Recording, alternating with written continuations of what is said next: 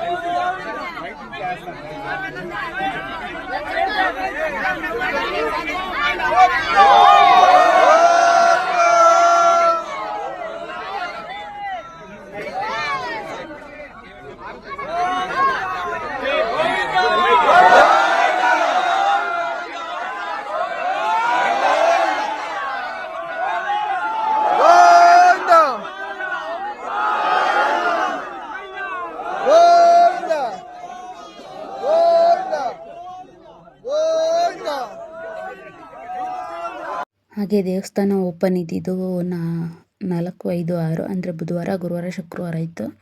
ನಾನು ಗುರುವಾರನೇ ಬರೋಣ ಅಂತ ಹೇಳ್ಬಿಟ್ಟು ಬರ್ತಾಯಿದ್ದೆ ಊರಿಗೆ. ಅಷ್ಟರಲ್ಲಿ ನನ್ನ ತಮ್ಮನ ಹೆಂಡ್ತಿಯವ್ರ ಅಮ್ಮ ತೀರ್ಕೊಂಡ್ರು. ಸೊ ಹಾಗಾಗಿ ನಾವು ಅಲ್ಲಿಗೆ ಹೋಗಿ ಬರಬೇಕಾಯಿತು. ಅಂದರೆ ನಮ್ಮಮ್ಮವ್ರ ಮನೆ ಪಕ್ಕದಲ್ಲೇ ಇರೋದು ಊರು. ಹಾಗಾಗಿ ನಾನು ಅಲ್ಲಿಗೆ ಹೋಗಿದ್ದೆ. ಅಲ್ಲಿಂದನೇ ರೆಡಿಯಾಗಿ ಸೀದಾ ಬಂದೆ. ನೋಡ್ತಾ ಇರ್ಬೋದು, ನಾನು ನಡ್ಕೊಂಡು ಬರ್ತೀನಿ ನಮ್ಮೂರಿಗೂ, ಯಾವ ಊರಿಗೂ 1.5 ಕಿಲೋಮೀಟ್ರ್ ಅಷ್ಟೇ. ನನ್ನ ತಮ್ಮ ಇದ್ದರೆ ಬಿಡೋನು ಗಾಡೀಲಿ, ಬಟ್ ನನ್ನ ತಮ್ಮ ಅಲ್ಲಿ ಹೋಗಿದ್ದರಿಂದ ನಾನು ಬೆಳಗ್ಗೆ ನಡ್ಕೊಂಡು ಬಂದೆ ಊರಿಗೆ. ಬರುವಾಗಲೇ ಗೇಟ್ ಹತ್ರನೇ ಎಷ್ಟು ಚೆನ್ನಾಗಿ ಅಲಂಕಾರ ಮಾಡಿದ್ದಾರೆ ಅಂತ, ನೈಟ್ ಟೈಮ್ ನೋಡಬೇಕು ಊರು ಎಷ್ಟು ತುಂಬ ಚೆನ್ನಾಗಿ ಕಾಣಿಸುತ್ತೆ ಅಂತ ಹೇಳ್ಬಿಟ್ಟು. ಅಷ್ಟು ಚೆನ್ನಾಗಿ ಕಾಣಿಸುತ್ತೆ. ಇದು ಅಂದರೆ ಶುಕ್ರವಾರ 3ನೇ ದಿವಸಕ್ಕೆ ನಾನು ಬಂದಿದ್ದು. ಇವತ್ತೇ ಕಳಶ ಪ್ರತಿಷ್ಠಾಪನೆ ಹಾಗೆ ಕಲ್ಯಾಣೋತ್ಸವ ಎಲ್ಲ ಇದ್ದಿದ್ದು ಇವತ್ತೇ. ಸೊ ಹಾಗಾಗಿ ನಾನು ಬಂದೆ. ಇಲ್ಲಿ ನೋಡ್ತಾ ಇರ್ಬೋದು, ಬಂದಕ್ಕೆ ಟಿಫನ್ ಕೊಡ್ತಾಯಿದ್ರು. ಮತ್ತು ತುಂಬ ಜನ ಸುತ್ತಮುತ್ತ ಹಳ್ಳಿಯಿಂದ ಹಾಗೆ ಬೆಂಗಳೂರಿಂದ ಎಲ್ಲೆಲ್ಲಿಂದನೂ ಬರ್ತಾಯಿದ್ರು, ತಿರುಪತಿಯಿಂದ ದೇವ್ರು ಬಂದಿದೆ ಅಂತ ಹೇಳ್ಬಿಟ್ಟು. ಹಾಗಾಗಿ ಎಲ್ಲರಿಗೂ ಊಟದ ವ್ಯವಸ್ಥೆ ಚೆನ್ನಾಗಿ ಮಾಡಿದರು. ಹಾಗೆ ತಿರುಪತಿದು ದೇವರು ಅಂತಂದರೆ ಕೇಳಬೇಕಾ, ಈಗ ಇಲ್ಲಿ ಮೇಲೆ ಕಳಸ ಪ್ರತಿಷ್ಠಾಪನೆ ಆಗಿರ್ತದೆ, ಅದಕ್ಕೆ 101 ಕಳಸದ ನೀರು ಇರಬೇಕಲ್ಲ, ಹಾಗಾಗಿ ಇಲ್ಲೆಲ್ಲ ನಿಂತಿದ್ರು. ಹಾಗೆ ನಂದು ಇನ್ನೊಂದು ಏನು ಪ್ರಾಬ್ಲಮ್ ಆಗಿತ್ತು ಅಂತಂದರೆ ಲೇಡೀಸ್ ಪ್ರಾಬ್ಲಮ್ಮು 5 ಡೇಸ್ ಆಗಿತ್ತು. ಆ 5 ಡೇಸ್ ಆಗಿದ್ದಕ್ಕೋಸ್ಕರ ನಾನು ಅಲ್ಲಿ ಮೇಲೋಗಿ ಕಳಸನೂ ಮುಟ್ಟೋಕ್ಕಾಗಲಿಲ್ಲ, ನೀರು ಉಯ್ಯೋದಕ್ಕಾಗಲಿಲ್ಲ. ಅದೊಂದು ಬೇಜಾರಾಯಿತು. ಅಟ್ಲೀಸ್ಟ್ ಹೋಗಿ ನಮಸ್ಕಾರನಾರ ಮಾಡ್ಕೊಂಬರ್ಬೋದಿತ್ತು. ಇನ್ನು ಎಷ್ಟೋ ಜನ್ಮ ಬೇಕಾಗುತ್ತೆ, ಕಳಸನ ಮುಟ್ಟಕ್ಕಂತೂ ಸಾಧ್ಯ ಇಲ್ಲ. ಒಂದು ಸತಿ ಅದೆಲ್ಲ ಒಯ್ದು ತೆಗೆದ್ಮೇಲೆ ಇನ್ನು ನಾವಲ್ಲಿ ದೇವ್ರು ಅದನ್ನು ಸ್ಪರ್ಶನೂ ಮಾಡೋಕ್ಕಾಗಲ್ಲ, ದೇವ್ರ ಗರ್ಭಗುಡಿ ಕಳಶನ ಅದನ್ನು ಹತ್ತಕ್ಕೂ ಆಗಲ್ಲ. ಹಾಗಾಗಿ ನಮಸ್ಕಾರ ಮಾಡೋಕ್ಕೂ ಆಗಲ್ಲ, ಯಾಕಂದರೆ 5 ಡೇಸ್ ಆಗಿದ್ದರಿಂದ ನಂದು ಕಂಪ್ಲೀಟ್ ಆಗಿರಲಿಲ್ಲ. ಸೊ ಹಂಗಾಗಿ ಹಂಗೆ ನಿಂತ್ಕೊಂಡು ವೀಡಿಯೋ ಕ್ಲಿಪ್ಪೆಲ್ಲ ಮಾಡಿಕೊಂಡೆ ಒಂದೊಂದು ಕ್ಲಿಪ್ಪ. ಹಾಗೆ ನಮ್ಮ ಫ್ರೆಂಡ್ಸ್ ಎಲ್ಲ ಸಿಕ್ಕಿದ್ರು, ಸ್ಕೂಲ್ ಫ್ರೆಂಡ್ಸು. ಅವ್ರ ಜೊತೆ ಎಲ್ಲ ಸ್ವಲ್ಪ ಹೊತ್ತು ಹರಟೆ ಹೊಡೆದು ಹಾಗೆ ನಮ್ಮ ಫ್ರೆಂಡ್ ಅವ್ರ ಮನೆಗೆ ಹೋಗಿದ್ವಿ. ಅಲ್ಲಿ ಕಾಫಿ ಟೀ ಕುಡ್ಕೊಂಡು ಹಣ್ಣು ಅದು ಇದು ಎಲ್ಲ ತಿಂದ್ಕೊಂಡು ದಿನಾನ ಚೆನ್ನಾಗಿ ಎಂಜಾಯ್ ಮಾಡಿದ್ವಿ. ಬಟ್ ನನಗೇನಂತಂದರೆ ದೇವಸ್ಥಾನದ ಒಳಗಡೆ ಹೋಗಿ ದರ್ಶನ ಮಾಡೋಕ್ಕಾಗಲಿಲ್ವಲ್ಲ ಅಂತ ಒಂದು ಬೇಜಾರಿತ್ತು. ಮತ್ತು ಇಲ್ಲೆಲ್ಲ ಬಂದರೂ ನಮಸ್ಕಾರ ಮಾಡ್ಕೊಳಕ್ಕಾಗಲಿಲ್ವಲ್ಲ, ದೇವ್ರ ಹತ್ರ ಹೋಗೋಕ್ಕಾಗಲಿಲ್ವಲ್ಲ ಅಂತ ಇನ್ನೊಂದು ಬೇಜಾರಿತ್ತು. ಬಟ್ ಬಂದು ಇಷ್ಟು ನೋಡೋದಕ್ಕಾದ್ರೂ ನನಗೆ ಅದೃಷ್ಟ ಇದೆಯಲ್ಲ. ಪೂರ್ತಿ ನನ್ನ 5 ಡೇಸ್ ಆಗಿಲ್ಲ ಅಂದಿದ್ದಿದ್ರೆ ಇನ್ನೂ ಬರೋಕ್ಕೆ ಆಗ್ತಾ ಇರಲಿಲ್ವಲ್ಲ. ಇಷ್ಟಾದರೂ ದರ್ಶನ ಸಿಕ್ತಲ್ಲ. ಮತ್ತು ಇಲ್ಲೂ ಅಷ್ಟೇ, ಒಳಗಡೆ ಹೋಗಲಿಲ್ಲ. ಹೊಸ ದೇವಸ್ಥಾನ ಸುಮ್ಮನೆ ಹೋಗಿ ಏನಕ್ಕೆ ಅಂತ ಹೇಳ್ಬಿಟ್ಟು ಆಚೆನೇ ನಿಂತ್ಕೊಂಡು ನಾನು ದರ್ಶನ ಮಾಡಿಕೊಂಡು ಇಲ್ಲಿ ಎಲ್ಲ ಕಡೆ ತುಂಬ ಇದು ಮಾಡಿದರು, ಚೇರೆಲ್ಲ ಹಾಕಿದರು. ಹಾಗೆ ಜನಗಳು ತುಂಬಿದರು. ಹಾಗೆ ಕಲ್ಯಾಣೋತ್ಸವ ಅಂತೂ ತುಂಬ ಚೆನ್ನಾಗಿ ಆಯಿತು. ಸಾಕ್ಷಾತ್ ಶ್ರೀನಿವಾಸ ಮದುವೆನೇ ಆಗ್ತೈತೆ ನಿಜವಾಗಿ, ಇನ್ನಷ್ಟು ಫೀಲ್ ಆಗ್ತಾಯಿತ್ತು ನನಗೆ. ಆ ಕಲ್ಯಾಣೋತ್ಸವದ ಮಂತ್ರಘೋಷ ಅದೆಲ್ಲ ನೋಡ್ತಾ ಇದ್ದರೆ ಒಂಥರ ಮನಸ್ಸಿಗೆ ತುಂಬ ಪಾಸಿಟಿವ್ ವೈಬ್ಸ್ ಆಗಿ ತುಂಬ ಖುಷಿ ಆಗ್ತಾಯಿತ್ತು. ಹಾಗೆ ಸಿಕ್ಕಾಪಟ್ಟೆ ಒಂದು ಲಕ್ಷಾಂತರ ಜನ ಸೇರಿದ್ರು. ಆ ಜನಗಳಿಗೆ ಕಾಣಿಸಲ್ಲ ಅಂತ ಹೇಳ್ಬಿಟ್ಟು ಎಲ್ಲ ಸ್ಕ್ರೀನ್ಗಳನ್ನ ಹಾಕಿದರು, ಅಂದರೆ LED ಸ್ಕ್ರೀನ್ಗಳು. ಅವರಲ್ಲೇ ನೋಡ್ಕೋಬೋದು. ಹಾಗೆ ಇಲ್ಲಿ ಮುಂದೆ ಎಲ್ಲ VIP ಸೀಟ್ಸ್ಗೆ ಅಂತ ಹೇಳ್ಬಿಟ್ಟು VIPಗಳಿಗೆ ಸೀಟ್ಸ್ ಎಲ್ಲ ಮಾಡಿದರು. ನಾವು ಮುಂದೆ ಹೋಗಲಿಲ್ಲ, ಫುಲ್ಲು ಹಿಂದೆ ಕುತ್ಕೊಬಿಟ್ಟಿದ್ದು. ಅಲ್ಲಿಂದ ಝೂಮ್ ಮಾಡಿ ನೋಡಿ ನಾನು ವಿಡಿಯೋ ಮಾಡೋದಕ್ಕೆ ಅಂತ ನೋಡ್ತಾ ಇದ್ದೀನಿ. ಬಟ್ ಆದರೂ ಅದು ಕಾಣಿಸ್ತಾನೇ ಇರಲಿಲ್ಲ. ಹಾಗಾಗಿ ಅಲ್ಲೇ LED ಸ್ಕ್ರೀನ್ ಇತ್ತಲ್ಲ, ಅಲ್ಲೇ ನೋಡಿಕೊಂಡು ತುಂಬ ಚೆನ್ನಾಗಿ ಮಂತ್ರಘೋಷ ಹಾಗೆ ಹೋಮದ ಸಮೇತ ಅಮ್ಮನಿಗೆ, ಅಂದರೆ ವೆಂಕಟೇಶ್ವರ ಸ್ವಾಮಿಗೂ ಅಮ್ಮನವರಿಗೂ ಮದುವೆನ ಮಾಡಿಸಿದ್ರು. ತುಂಬ ಚೆನ್ನಾಗಿತ್ತು. ಆಮೇಲೆ ಕೊನೆಯಲ್ಲಿ ದರ್ಶನಕ್ಕೆ ಬಿಟ್ಟರು.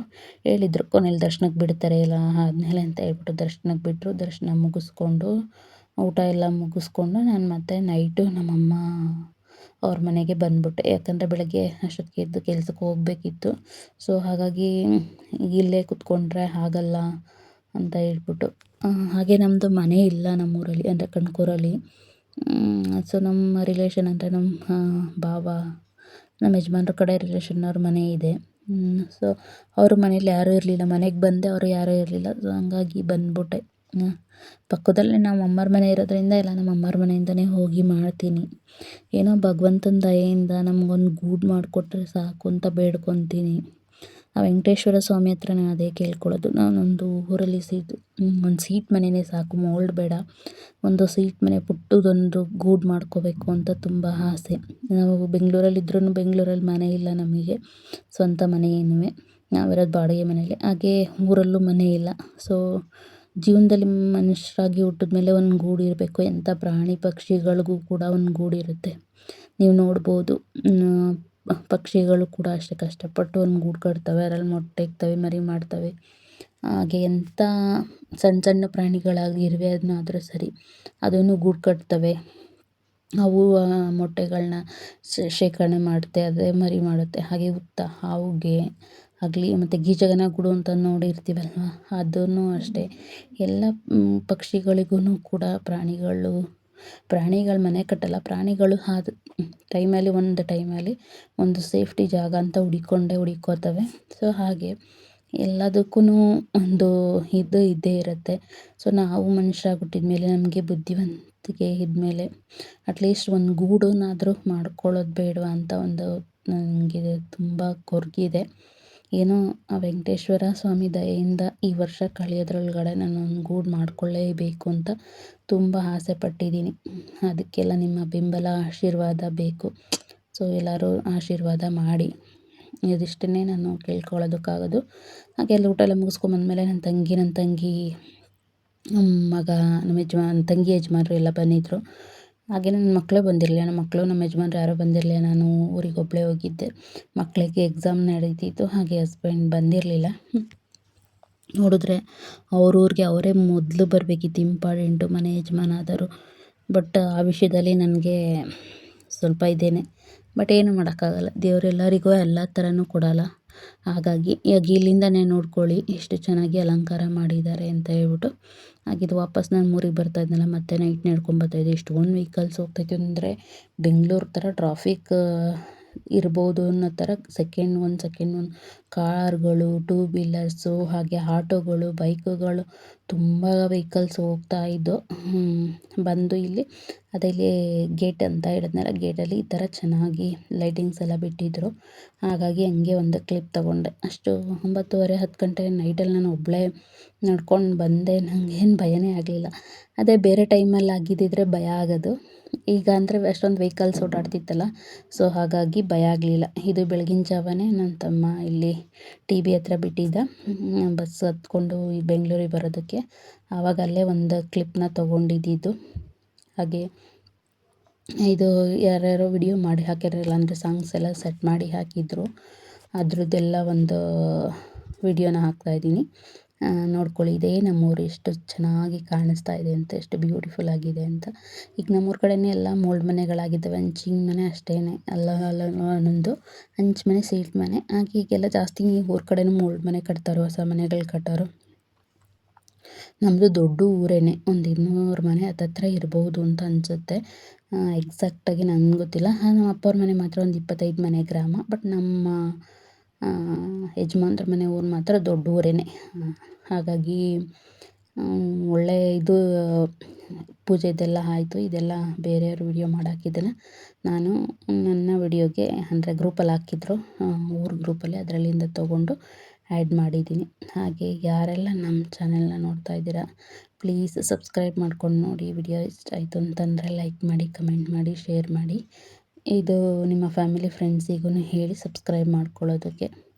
ಈ ಟೈಮ್ನ ಫುಲ್ಲು ಎಂಜಾಯ್ ಮಾಡಬೇಕಿತ್ತು, ಅಂದರೆ ದೇವ್ರ ದರ್ಶನ ತೊಗೋಬೇಕಿತ್ತು. ಸ್ಟಾರ್ಟಿಂಗ್ ಬಂದಾಗ ಗೇಟ್ ಹತ್ರಕ್ಕೆ ಜನ ಎಲ್ಲ ಬಂದಿದ್ದರು ಕರ್ಕೊಳ್ಳೋದಕ್ಕೆ, ದೇವರಿಗೆ ಆರತಿ ಎತ್ತಿ ಹಾಗೆ ದೇವರಿಗೆ ಪೂಜೆ ಎಲ್ಲ ಮಾಡಿ ಇಟ್ಟು ಆವಾಗ ಮಾಡ್ಕೊಂಡಿರೋದು ವಿಡಿಯೋ. ಬಟ್ ಆ ಟೈಮಲ್ಲಿ ದೇವ್ರು ಬಂದಾಗ ನಾವು ಊರಲ್ಲಿ ಅದೇ ನಮ್ಮ ತಮ್ಮನ ಅತ್ತೆಯವ್ರು ತೀರ್ಕೊಂಡಿದ್ರು ಅಂದ್ವಲ್ಲ, ಅವ್ರದ್ದು ಅಲ್ಲೇ ಪಕ್ಕದವರು, ಅಲ್ಲಿಂದವ ಬರ್ತಾ ಇದ್ವಿ. ನಮ್ಗೆ ಎದುರುಗಡೆ ಸಿಕ್ತು TB ಕ್ರಾಸಲ್ಲಿ ದೇವರು. ನಾವು ಈ ಕಡೆ ಲೆಫ್ಟಿಗೆ ತೊಗೊಳ್ಳೋಣ, ಅದಕ್ಕೆ ಮುಂಚೆನೇ ದೇವ್ರು ಹೋಗೋಣ.